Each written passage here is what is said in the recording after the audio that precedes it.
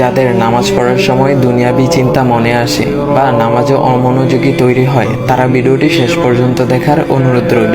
হযরত আলী রাদিয়াল্লাহু তাআলা আনহুর কাছে একজন ব্যক্তি এসেছে। তখন লোকটা বলল, হুজুর, আমার নামাজে মন বসে না। নামাজে দাঁড়ালে আমার দুনিয়াবি নানা চিন্তা আসে। হুজুর, আমার এই নামাজ কি আল্লাহ তাআলা কবুল করবেন? তখন হযরত আলী রাদিয়াল্লাহু তাআলা আনহা বলেছেন, না, তোমার নামাজ কবুল হবে না। তখন লোকটা মনে অনেক কষ্ট নিয়ে চলে যাচ্ছেন। এমন সময় রাসূল সাল্লাল্লাহু আলাইহি ওয়াসাল্লাম এসে হযরত আলী রাদিয়াল্লাহু তাআলা আনহুকে জিজ্ঞাসা করলেন, ইয়া আলী, আপনার কাছে লোকটা কেন এসেছিল? এসে দেখি মন খারাপ করে চলে গেল। কেন, কি হয়েছে আমাকে বলুন। তখন আলী রাদিয়াল্লাহু তাআলা আনহু বলেন, তিনি আমার কাছে জানতে এসেছেন যে নামাজে দুনিয়াবি চিন্তা আসলে নামাজ হবে কিনা।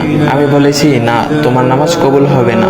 রাসূল সাল্লাল্লাহু আলাইহি ওয়াসাল্লাম তখন বলেন, ইয়া আলী, আপনাকে আমি একটা চাদর উপহার দিতে চাই, তবে একটা শর্ত আছে। আলী রাদিয়াল্লাহু তাআলা আনহু খুশি হয়ে বলেন, ইয়া রাসূলুল্লাহ, কি শর্ত তা বলুন, আমি আপনার সকল শর্ত মেনে নিব।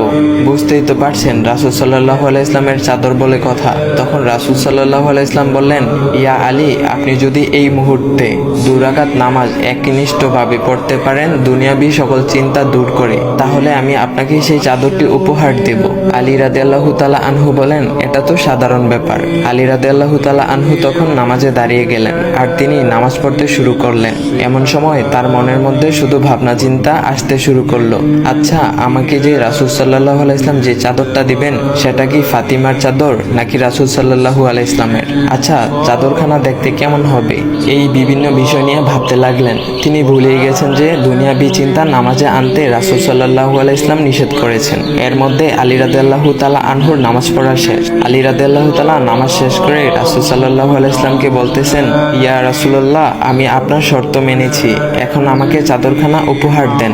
রাসূল সাল্লাল্লাহু আলাইহি ওয়াসাল্লাম বলেন, ইয়া আলী, আপনি কি একনিষ্ঠভাবে দুনিয়াবি চিন্তামুক্ত ছাড়া 2 রাকাত নামাজ পড়েছেন? তখন আলী রাদিয়াল্লাহু তাআলা আনহা মুচকি হেসে বললেন, না ইয়া রাসূলুল্লাহ, আমি আপনার চাদর নিয়ে অনেক কিছুই ভেবেছি।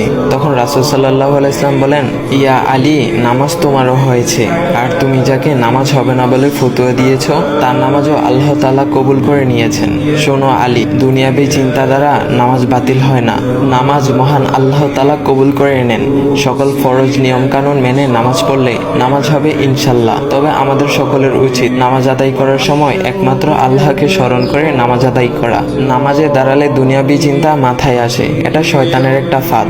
আল্লাহ তাআলা আমাদের সকলকে শয়তানের কুমন্ত্রণা থেকে হেফাজত রাখুক এবং সঠিকভাবে মনোযোগের সাথে নামাজ আদায় করার মতো তৌফিক দান করুক। সবাই বলি আমিন। চাইলে ভিডিওটা আপনি অন্যদের কাছে শেয়ার করতে পারেন, এতে অন্যদের ভুল ভ্রান্তিগুলো দূর হবে। তো গাইস, এমন ইসলামিক ভিডিও পাওয়ার জন্য ভাইয়ের আইডিটা ফলো করে দিয়ে যাও।